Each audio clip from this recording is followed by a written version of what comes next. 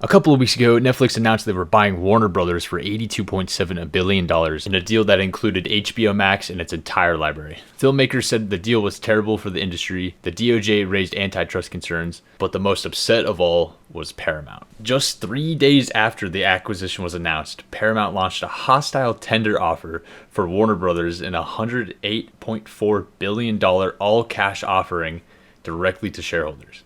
Their deal is billions of dollars more than Netflix offered, but there are some major problems.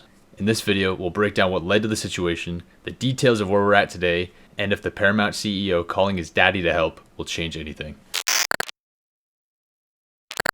Paramount Skydance owns Paramount Plus, which ranks number 8 in streaming services by total subscribers.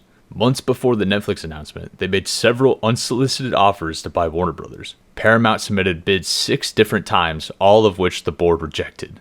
But why get permission from the board? Just bypass those jokers and go directly to shareholders. With their $108.4 billion offer, Paramount was attempting a hostile takeover of Warner Brothers by directly offering shareholders more cash per share than Netflix. Despite the more money, there are concerns with their offer. Their tender offer is backed by a credit rating classified as near junk and a $13 billion market cap. Of course, more money offered, but investors question if Paramount could legitimately follow through. And it makes you wonder, with a total market cap of $13 billion, how does Paramount Skydance fund a $108 billion purchase? All right, I have a quiz for you. If you were Paramount and you needed to secure $108.4 billion in cash, would you A, finance it from banks? Okay. Would you B, get it from the Saudis? Would you C, use daddy's money? Or would you D, all of the above?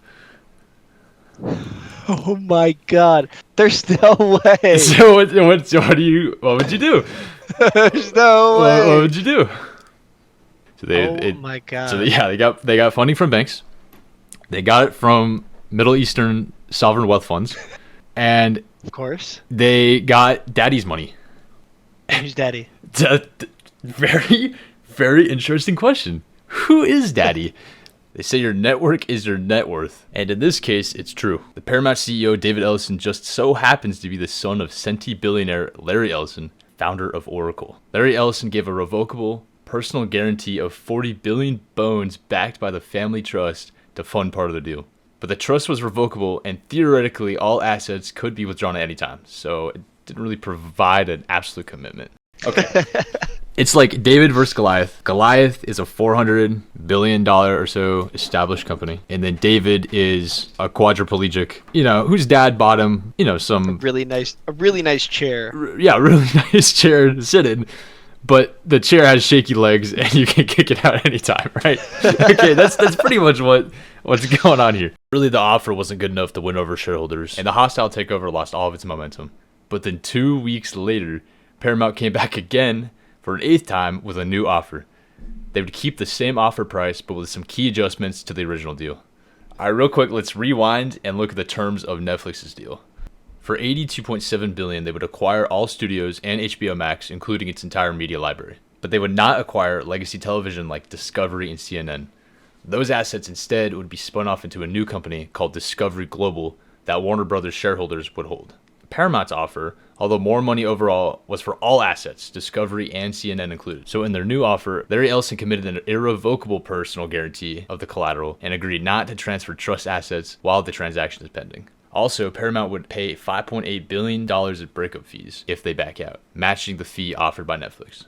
And yet, with the revised bullet points, the Warner Brothers board once again rejected the offer and recommended shareholders to do the same and deny the hostile takeover. You always hate to see such persistence met with demise, but in the case of Paramount attempting the largest leveraged buyout in history, some things perhaps are never meant to be. But the real irony here is that the Department of Justice will just block Netflix from going through with the deal at all.